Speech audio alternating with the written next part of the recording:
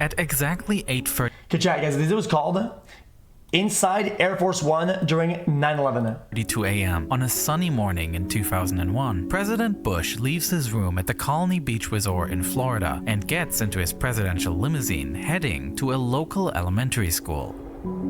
The reason for this visit is that he's promoting a new education program. On the scale of priority, this is the kind of event that would be forgotten by history. However, just minutes before Bush arrives at the school, a breaking news message makes the rounds. One that will forever change the course of history. Wait, before you got there? At 8:46 a.m., Flight 11 crashes into the North Tower of the World Trade Center. And the news of this event spreads in a, until then, historically unprecedented manner. I was wrong. Just 1 minute and 28 seconds after the impact, a camera crew from WNYW goes on air. Tim, just a few moments ago, something believed to be a plane crashed into the South Tower of the World Trade Center. At 8:49 a.m., CNN pauses their programming to cover the crash, followed by CNBC, ABC, NBC, CBS, Fox News, and international television stations. How are they so late then? In less than 10 minutes, the eyes of the whole world were focused on New York City. However, nothing is known about the causes at this point in time. 10 minutes is a long time, about chat. a possible accident is circulating in Sarasota, where Bush is preparing to head into the school. Right along Bush's side is White House Press Secretary Ari Fleischer, who throughout the day is taking handwritten notes that reveal how everything unfolded from the president's perspective, with White House Chief of Staff Karl Rove informing the president about the impact just before he heads into the school for the event. As the nation listens to TV anchors speculating... Guys, I'm confused. He was there a minute, like they get the news and then he still goes into the school and does his thing, yeah? Potential reasons for the crash. The president listens to school children reading stories. But why not cancel? There's still the possibility that it could all be just a tragic accident. But a few minutes later, this possibility can be ruled out. At 9:03 a.m., United Flight 175 it could still be an heads for accident, the makes South sense, yeah. Tower. Jesus. Exactly 2 minutes elapsed as the news circulated among reporters and White House staff, with the president being one of the few people unaware of what's going on, until eventually the White House Chief of Staff leans into Bush's ear and says, "A second plane hit the second tower. America is under attack." A few miles away at this time, a US government-modified Boeing 747 with the usual call sign Air Force One prepares to take the president back on a short journey to Washington, D.C. What no one can predict at this point is that the president will be on that plane for much longer today. Dude, no After the shot. school event was cut short, senior White House staff gathers in an adjoining classroom for a briefing, following the news on TV, much like... Because I'm guessing, I mean, I've seen it before a little bit, but they're grounding all the planes at that point. It's kind of crazy that like they would get onto a plane as fast as possible when there was a plane incident that just happened. The rest of the country, and an initial statement was prepared. Today we've had a national tragedy. Simultaneously, the Air Force is clearing the way for a seamless flight of the presidential plane. I need you guys to keep a good eye on Air Force One today and make sure that it gets priority. They're going to probably be taking off early here to come back to Washington, D.C. So is there any way that you can help us out on that? Yeah. They're out of Sarasota. They'll be coming back probably in the next hour, I believe. But whether Bush should really return to the Capitol in this situation is unclear, as the attacks on the nation continue. That's what I'm thinking. While the president is in his limousine heading to the airport, he is informed of yet another strike. This is coming at Why, the 9:43 Pentagon one? Eastern Time. We're looking at a live picture from Washington, and there is smoke pouring out of the Pentagon. About 10 minutes after the strike against the Pentagon, Air Force One is about to take off from Sarasota. The Secret Service had received reports that a person with an unclear device was near one end of the runway. What? And the fear was that it might be a weapon. What? Even though later it turned out to be nothing but a camera. As a precaution, the pilot decided to turn the plane around and take off from the other side so as not to be in the line of sight of a possible shooter. Dude, why take off at all at that point? They didn't even a small amount of risk. Usual, What? the plane also climbs at an extremely steep angle, a safety maneuver that can protect against ground attacks. As Air Force One continues to gain altitude, heading towards the capital city, one other plane over US airspace is still under the control of the hijackers.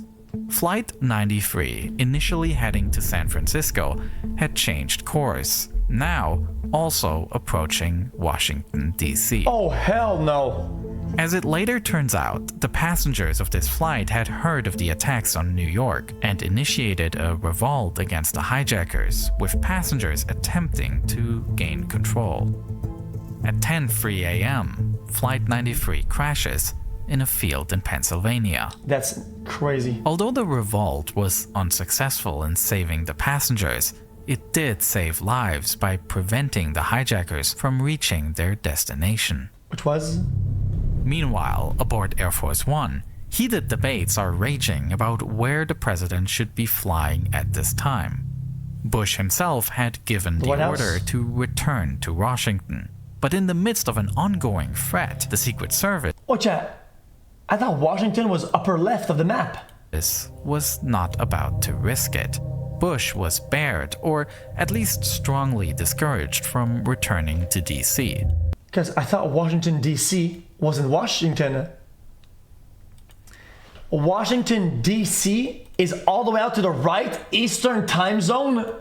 Instead, Barksdale Air Force Base in Louisiana was chosen. Here, Air Force One can refuel, and a longer plan can be devised for where the president can most effectively carry out his duties.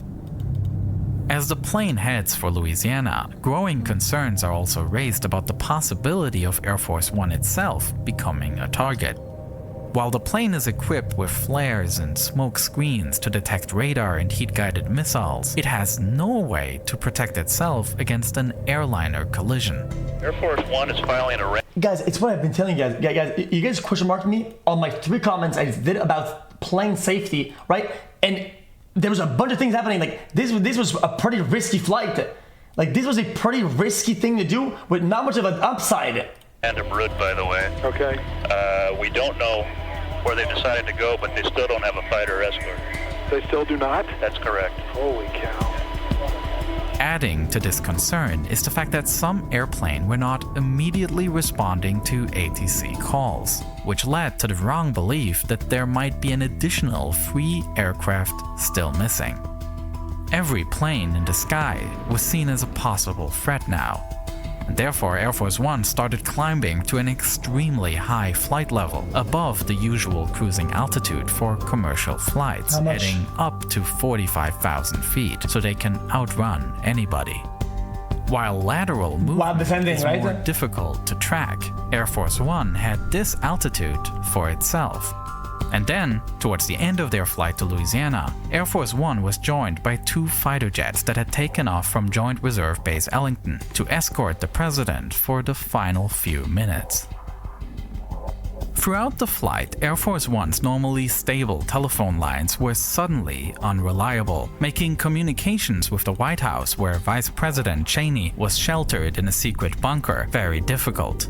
Communication networks across the country were at their limit that day, and Air Force One wasn't an exception. And it was during this flight when a controversial military order was made, one that until today is a controversial topic of discussion. All right, let's hear it then. I want to hear this. In the bunker below the White House, there were ongoing fears that another hijacked plane was flying towards Washington, D.C. It later turned out that this was Flight 93, which crashed in Pennsylvania 10 minutes earlier. However, the information about the crash had not yet reached the White House, and between 10:12 and 10:18 a.m., Vice President Cheney was asked whether this plane should be shot down if it continued to head towards the Capitol.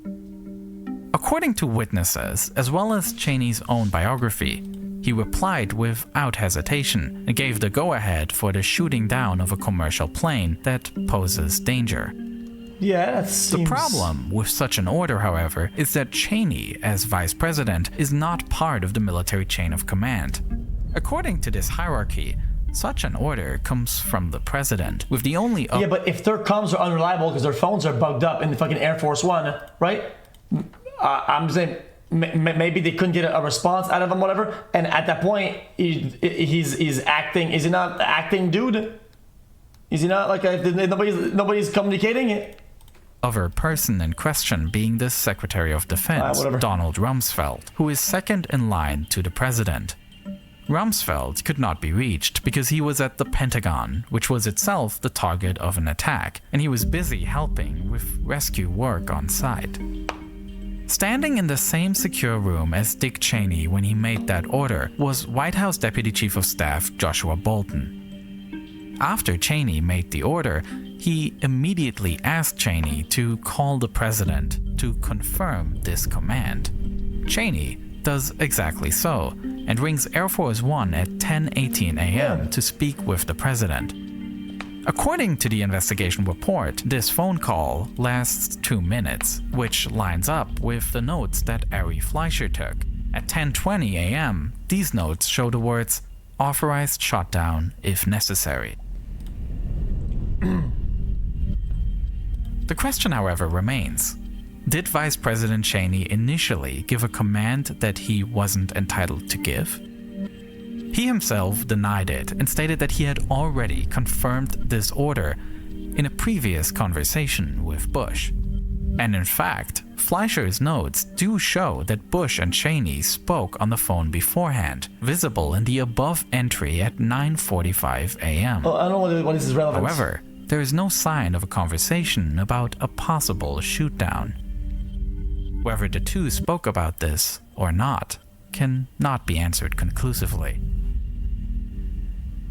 Upon landing at Barksdale Air Force Base, a more detailed briefing took place, and the president once again addressed the nation.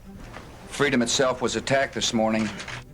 As Bush delivers his speech, his security team and national advisors have come up with a new destination. The president is determined to head to the White House, saying, "I want to go back home ASAP, and I don't want whoever this is holding me outside Washington." But the Secret Service disagrees, with Eddie Marinzel, the president's lead Secret Service agent, saying, "Our people are saying it's too..." Chat, guys, what you're guys saying womp womp and dumb, you don't understand it. It's the symbolism, okay? It's an act of like we stand strong against the shit. You don't hold power over us. That guys, it's the symbolism of the action. Understand it? It's not oh my god, I want to go home. It's more like therefore, at nobody gets me away from my home. That thing. Air Force One takes off from Barksdale Base, heading not for Washington, but for the Offutt Air Force Base in Nebraska. The reason they decided to go here is that this base has the US Stratcom bunker, an immensely protected underground compound with advanced communication capabilities. On this journey to Nebraska, Air Force One is flying almost entirely alone in American airspace. Already at 9:45 a.m., look at that. 1 hour after the first strike, a complete closure of all US airspace was ordered, after which aircraft had to land at the nearest possible airport. At around 12:15, this closure was completed, with all commercial and general aviation grounded. Isn't that crazy? After landing at Offutt Air Force Base, the president and his team gathered in the US Stratcom bunker. It is located 40 feet underground and is thickly built to provide protection from any possible attacks. In addition to an extensive communication center, there are also several other rooms with offices and even bedrooms, so that this station could function as an overnight base if necessary.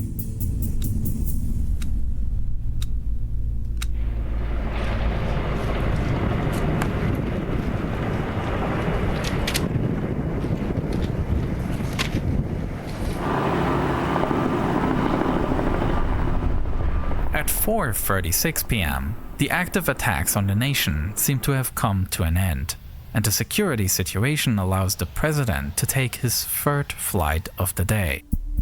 Air Force One departs, bound for Joint Base Andrews. But even this flight was carried out under immense security concerns, as the Secret Service not only worries about security in the airspace, but also considers possible threats on board. The fuck? One, not frequently reported on, concern was that just a few hours earlier, a call had come in at the White House switchboard with a message that resulted in the worst of fears. The message on the call was "Angel is next." Whoa. Angel is the internal code word for Air Force One, and what is especially concerning is the fact that this code word was not publicly known, leading Secret Service agents to suspect an insider might be plotting an attack on the plane. In face of this ominous message, the Secret Service decided to permanently station agents in the aisle of the presidential area. Additionally, another agent was placed near the cockpit door, ready to defend. Chat.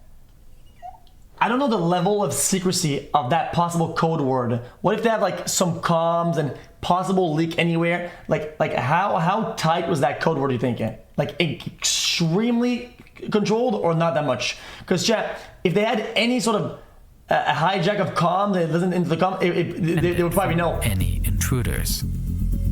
In the later investigation into the events of September 11, it'll appear that a number of misunderstandings had led to this warning, and that these exact words were not uttered on the phone. It was one of many false alarms that day that severely raised tensions aboard Air Force One. At 6:44 p.m., Air Force One lands at Andrews Air Force Base. From here, the president flies on Marine One to the White House, where he will address the nation from the Oval Office that same evening. What's Marine One? A boat? Where the fuck did they boat from, motherfucker? A simple journey that was supposed to take just 2.5 hours turned into a tense relay race between Sarasota, Florida and the White House in DC. All in all, it took more than 9 hours, a time period in which thousands of lives were lost, in an attack that will shape the next decades. As for Air Force One, this was arguably the most serious test of its safety capabilities that ever occurred. Many of the protocols were shown to work, and the pilots made decisions to ensure maximum safety. At the same time, the day also revealed weaknesses, with a large delay until the flight could be escorted, as well as confusion due to false reports, and an unreliable communication network. All things that were improved on in the following years. Dude, the only question I have is, so why fly? Why fly? The September 11 attacks brought the realities of global events directly into our homes through cable news. In the more than 20 years since, the media landscape has changed dramatically. Today, outlets not only rely on TV ratings, but also on generating clicks, leading to increasingly divisive headlines. Oh, what the fuck? Is that ad? Is that ad? By right-wing outlets who convey article very story outlets of new order / neo. I was enjoying the video. That's it. There's nothing more conclusion that. Fantastic way. Guys, I really enjoyed the video, but that was like a nothing burger. Because I think it was a very interesting video, but there's not much of a presidential area. Of a thing. Additionally, another agent was placed near the cockpit door. High five, oft headbang, oft. I really enjoyed it though. It was fun. 50 months. Love you, Felix. Can I get a welcome to the jungle? xQc. This